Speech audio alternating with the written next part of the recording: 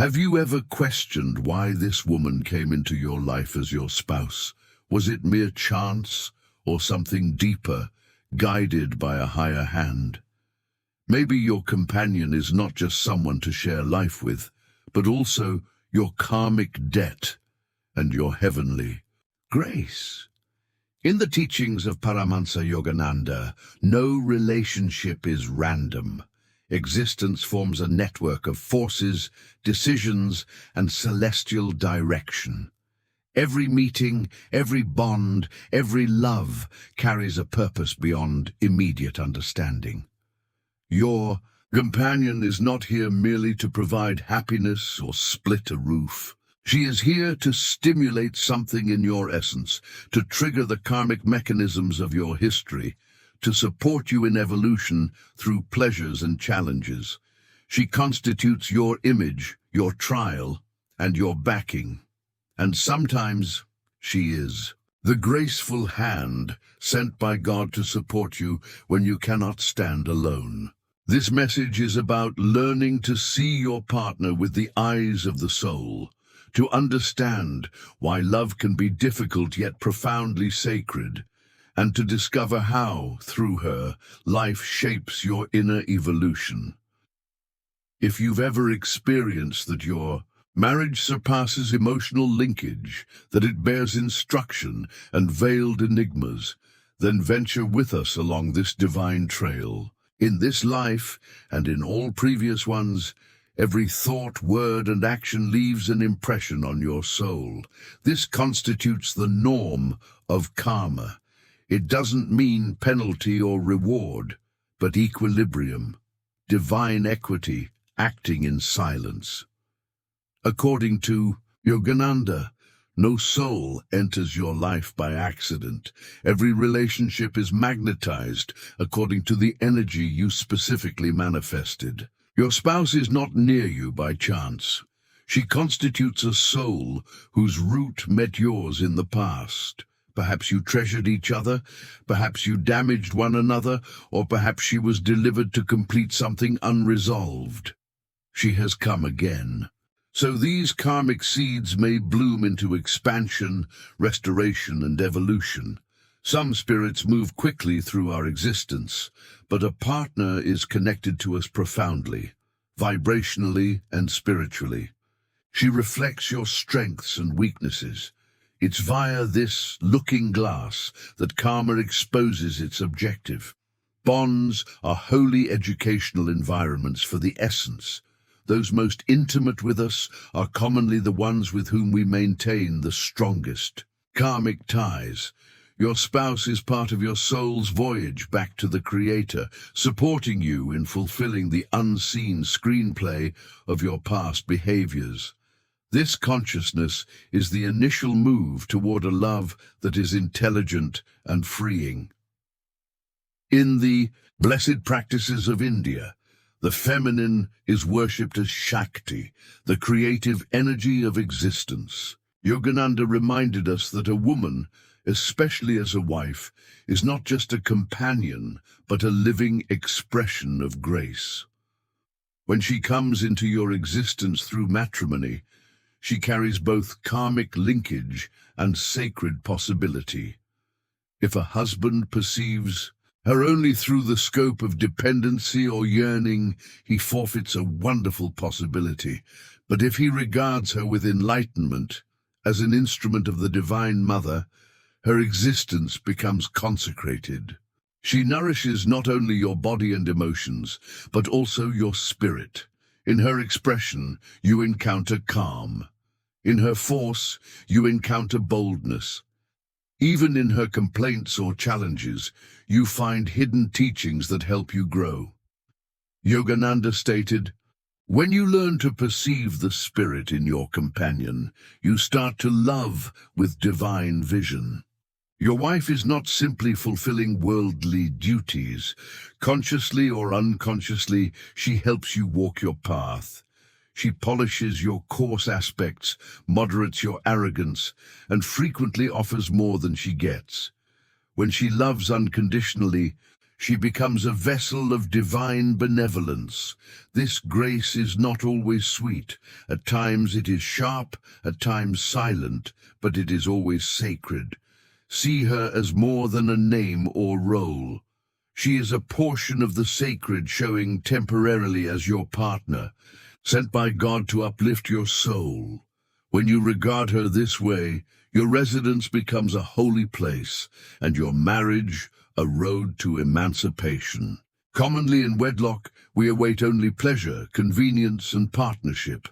Yet Yogananda tenderly teaches us that real love, like actual spiritual progress, is not always effortless.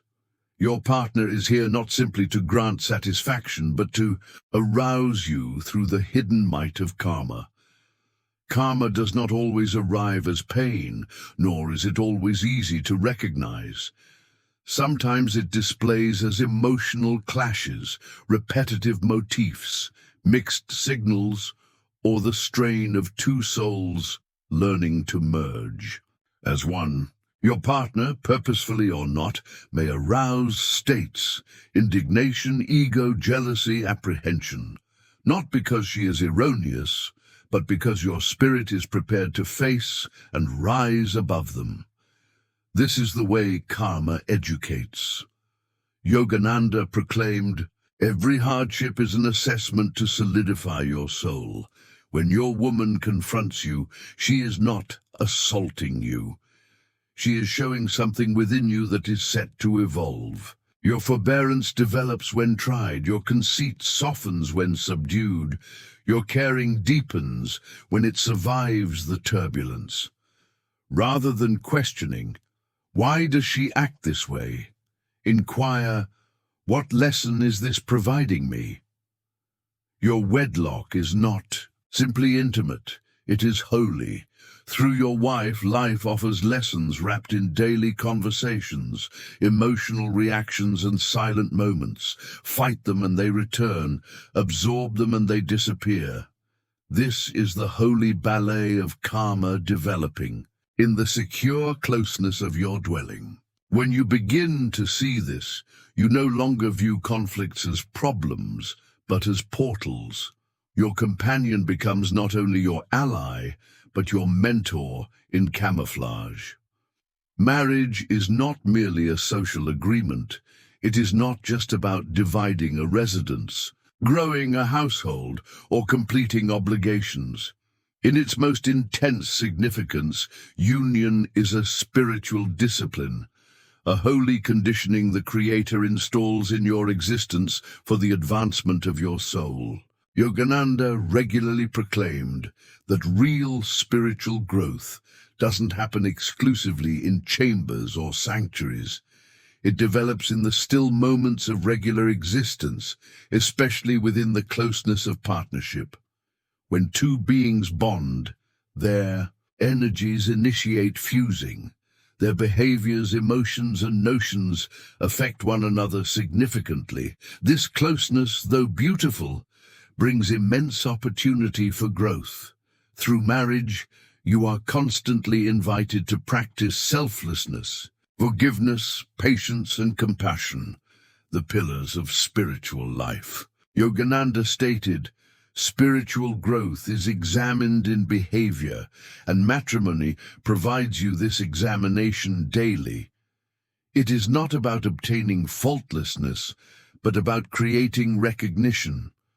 Cognizant that your reactions are your mentors, your companion is not present to shadow your way or copy your tempo.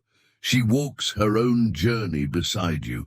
There are instances when your spouse's being feels like a comforting salve for your essence. When the universe feels crushing, yet an utterance, a loving stroke, or her silent fellowship brings harmony to your heart.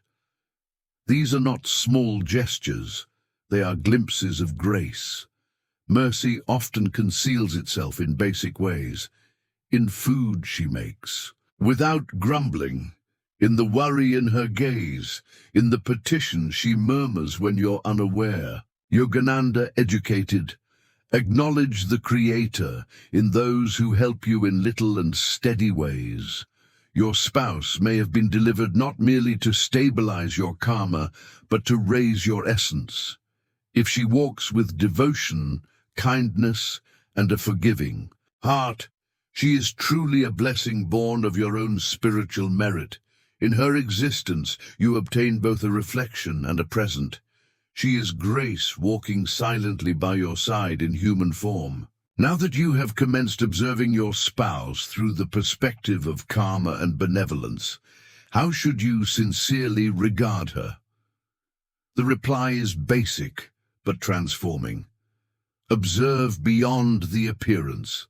Observe beyond corporeal appearance, beyond routines, beyond nature. Peer into her spirit. Yogananda proclaimed that every partnership is a possibility for emancipation if we are willing to understand it. Your woman is your karma.